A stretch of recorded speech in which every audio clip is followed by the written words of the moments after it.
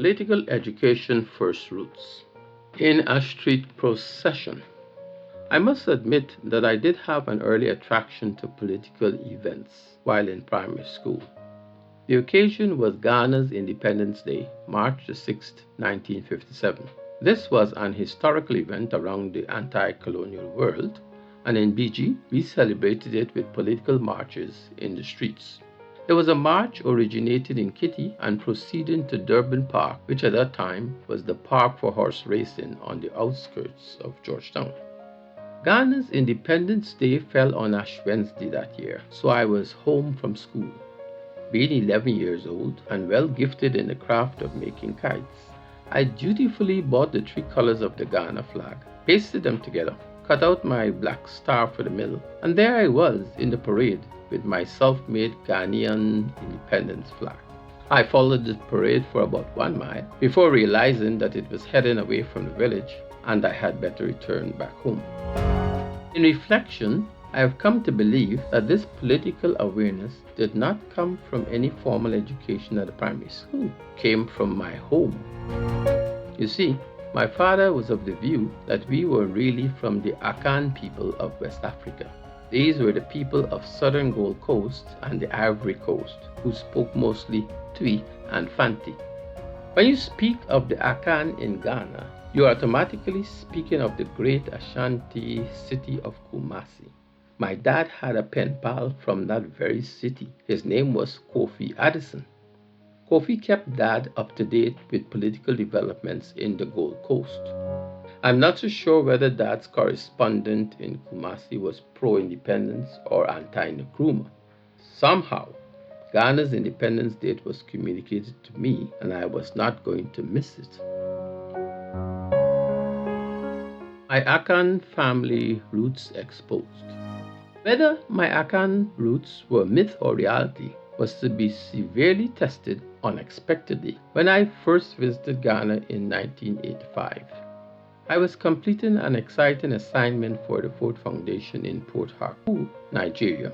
Traveling back to Lagos, I met the director of the Ford Foundation in Ghana, who invited me to visit with him for a few days on my way back to London and the USA. I arrived in Accra and stayed at a hostel run by the University of Ghana. Most of my time was spent with the director and his friends, all of us being about the same age. You can imagine how easy it is when visiting places like Ghana or Cote d'Ivoire to see people in the street that resemble Jimmy or Fat Boy from back home. That is always reassuring for those of us who cherish the thought of establishing our identifiable roots in Africa. However, it becomes a totally different story when you visit Africa and someone mistakes you for a person that used to live in their village. That happened to me in a lunch joint in Accra. The guys and myself had gone to this local eating place, which was popular with midday limers. The dish of choice then was chicken in peanut soup washed down with warm beer. There was a very loud guy who appeared at our table, introduced himself to the lime. But as I was being introduced to him, he said he had already recognized me. "Yes, you are from so-and-so village, I remember you." Before I could start to correct him, he immediately went into speaking Twi, telling my friends that he remembered when I went away and that I am probably pretending that I am not Twi. Of course, I could not answer because I didn't speak Twi, and my comrades were trying to keep up with so much of his argumentation that they had little time to translate it all for me. The climax came when he swore that he could take me right now to the chief, who would identify me and confirm my origin from that village. I was not sure whether he was offering to help me establish my ancestry in some village, or he really believed that I was a Twi-speaking Akan pretending to be a foreigner from abroad. My partners were having a rollicking time, advising me to take him up on the offer and let us all go and see the chief. They were trying to convince me that maybe I was a paramount prince. Thinking was totally the opposite. Suppose the old chief also mistakes me for some villain who had slipped away and whom he desperately wanted to get his hands on. I just pictured myself in a dungeon, begging for mercy and pleading a mistaken identity. Finally, I closed it all down by saying, "Fellows, I'm good as Alan Williams. That is good enough." The chap finally left, still musing that he could look me in the eye and see that I am Twee. That was a lifelong lesson. Always stick to being yourself. Nothing more, nothing less. General elections and racial strife. I would say my political education came at the age of 14 years. It had more to do with my juvenile interpretation of events unfolding in British Guiana in 1960. I would suggest that, were I in another high school, my interpretation of the confusing series of events leading to major riots in 1962 would have been that of a fight for freedom from communism. Somehow, with influences from the Chedijagan-led PPP party, the interpretation by myself and most of my fellow schoolmates at Central High School was that this was a struggle against colonialism, imperialism, and American hegemony. The first general elections held under adult suffrage was won by the People's Progressive Party, PPP, led by Dr. Chedijagan in 1953. The PPP had a wide working class following, but by 1957, a breakaway party, the People's National Congress, PNC, was formed with strong roots among the Guyanese of African origin. In the period between 1961 and 1964, there were two sets of disturbances in the streets of Georgetown. The first came in the form of constant street protests led by the opposition Burnham-led PNC party against the government of Chedijagan. It was never clear whether this opposition was against the nascent government of Jagan or against the larger force of British troops, which had been reintroduced into the colony just after they had overthrown the previously elected government in 1953. I recall joining a protest march which was being led by Forbes Burnham and other opposition leaders. The march had arrived at a confrontation with a squadron of British soldiers. The British officer in charge gave his traditional warning: "This is an illegal march. You are required to disperse immediately or we fire." At about 20 rows plus persons deep in the ranks of the protesters came the loud response from yours truly and others: "Fire! Fire!" I remember catching a glimpse of Mr. Burnham at the head of the procession, turning with a grimace in his face and scanning the crowd to see who were the crazies among his followers, urging the British troops to make him an instant martyr for the cause. The second event was a clearer situation in front of the governor's house. The governor of the colony was leaving for the ceremonial opening of the new session of Parliament in 1961. A group of protesters were outside his residence with placards protesting whatever. There was a large group at the front gate of his residence because he was expected to exit through the formal gardens of the residence, which led to the front gate and Main Street. I was in a small group assembled at the back gate when suddenly the governor's entourage appeared at the gate. I assumed that his security had decided to slip him out through the back gate. As soon as his car emerged, a small contingent of us just swarmed onto the road and lay right down in the path of the lead car. There was confusion as the security forces were quick on the scene, dragging us to the pavement alongside the road. Apparently, the press was at the official front gate and was late to arrive for this commotion, but not too late to take a picture of this skinny black boy of school age being dragged from in front of the lead car. In those days, pictures in the newspapers were usually printed in black and white. Unfortunately for me, I wore a shirt with a distinguishing patch of a different color right across the front and including the front pocket. The next day at breakfast, my dad was reading the papers and uttering something about these illiterate urchins lying in front of the governor's car. Interested as I was, I leaned over his shoulder to see the article. Now I was on my way out for the next day of anti-colonial protests. And like the young urchin who didn't think much about his appearance, I was wearing the same shirt with that distinct design. My dad looked up and was about to issue his warning when he noticed the pattern on the shirt. Wait, is this little fool you? I think so, sir. Wow, did he explode. I don't remember all of the verbal scolding he issued, except something about when they take me to prison, I should not mention my name Williams because he would not be coming to get me. Defeats anti-colonial solidarity, like parents preferring to surrender their children to the British imperialists to save their names from disgrace. I didn't even get a chance to defend my reckless actions on the basis of our fight for freedom and democracy. Cut Ras in tongue, time to leave. The second set of events reflected a more serious escalation of the interracial fights of the local political parties, mixed in with the motivation to bring about an end to colonialism in Beijing. There were other larger players on this track. Given all the later disclosures of the CIA meddling to overthrow governments in Latin America at that time, we could have easily been poised in a wider game. The political leaders call this destabilization. It has been a proven strategy for regime change. It is one in which you create so much chaos and confusion that neither the forces for or against are able to achieve any meaningful results. Something may happen, but nothing really changes.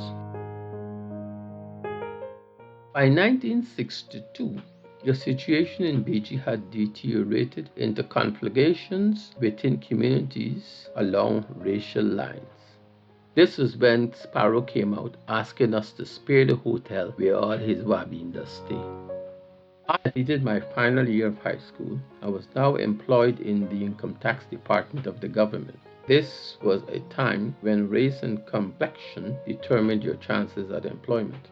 Most high school graduates of East Indian and African descent found jobs in the civil service, while those with lighter complexion found more success in the private sector, particularly in the commercial banks. It was also a time when violence alternated between Africans being attacked in the countryside and East Indians suffering retaliatory attacks in the urban centers. In the income tax office, we usually got an advance warning which allowed our East Indian comrades to leave work early, especially if they had to take the ferry across the Demerara River. It was a fateful Friday in February. The warning had come true, cut us in tongue, and a young East Indian fellow worker who also lived in Kitty sought to prepare to leave the office early. I thought I would leave with her, and so we both headed out on our bicycles. We hadn't gotten too far when a huge rain shower forced us to shelter under the cover of a shop. In the context in which these incidents occurred, it is important to stress the ethnicity of the players. Now, sheltering under these covers were mostly persons of African descent, although Rahini looked comfortable among them. Suddenly, a group of African youth passed by shouting racial slurs. That was very disturbing to me, and I called out to Rahini and said that I think we should just ride through the rain and get out of this place. She declined, attesting that the rain will soon pass. Well, before the shower had passed, another group of agitated African youth circled back around. This time, they saw her and shouted, "Look, one of them!" It was alarming to me that the persons around her, who were all adults, just stood by and allowed these little boys to pull her out from the crowd and to start to beat her up. All I heard were cries of my name, "Alan, Alan, help!" I immediately dropped my bike and jumped into the fray, pelting kicks and punches at the kids. I think some of them were caught by surprise at suddenly being on the receiving end of my blows. I don't know what I expected would happen. Maybe I thought the adults in the crowd would have joined me in chasing away these kids. All I knew and heard were shouts of, "Who is he? Why is he saving she?" I did recognize when someone landed a kick on my behind, because I remembered suddenly jerking forward involuntarily. Eventually, I got Rohini out, took up our bicycles, and headed back to the office. In the office, I finally got hold of my best friend from high school, Dennis Suhang, and asked if he could organize someone with a car to come and drive us to Kitty. Now, Dennis is of Chinese descent, and as we rightly anticipated, he would get a taxi driven by a Chinese man. We bundled Rohini into the back seat, covered her head with a cap, while I sat in the front passenger seat as we headed for home. If you thought that this would be the happy ending to this sad drama, wrong. Run for your life. Rohini lived in a street that was predominantly East Indian. As we drove up to her residence, I got out of the passenger side and opened the back door to help her out. As she came out with the car, a darling relative, may have been her mother, started to cry out, "Oh, mi beta, mi beta." Now you must understand, in times of unrest like this, if a car drove into your street, everyone would be at their gate or window to see who it is.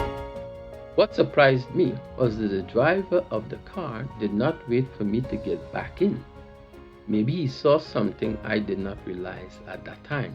While I may have been his safe ticket driving through Georgetown, I was no longer a source of security in a street populated by East Indians. Just the opposite. He suddenly drove off, leaving me in the middle of the road with little Miss Beta safe in her yard and everyone else looking straight at me from their gates. Fortunately for me, she did not live too far into the street from the main road. As I started to walk out towards the main road with my head down, as I continued, I could see men opening their gates and coming out towards the road. This was not looking nice. Suddenly, I broke into one of those 100-meter dash for your life, with what I suppose was a trail of angry East Indian men on my heel. I did not see them, but I could hear their shouts of abusive languages. Am I safe now? Not quite yet. Getting back onto the main road was safe. It was Kitty, but it was also Georgetown. I got to my street, Bar Street, just to find all of the windows in my father's house closed. I entered the house and asked him why he had closed all the windows.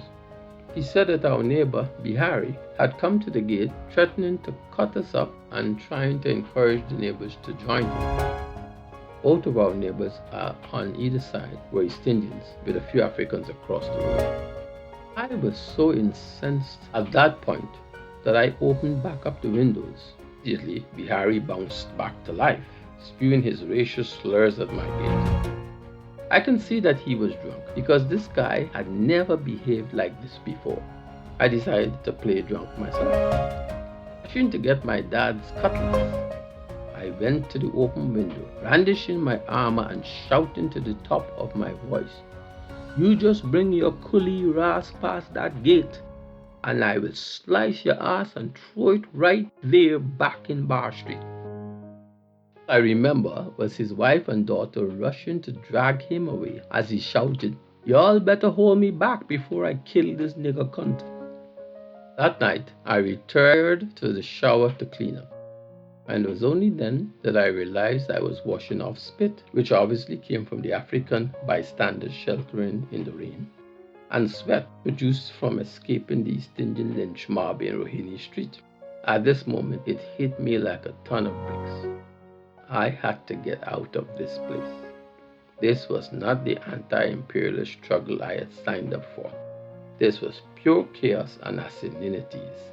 It was time to leave.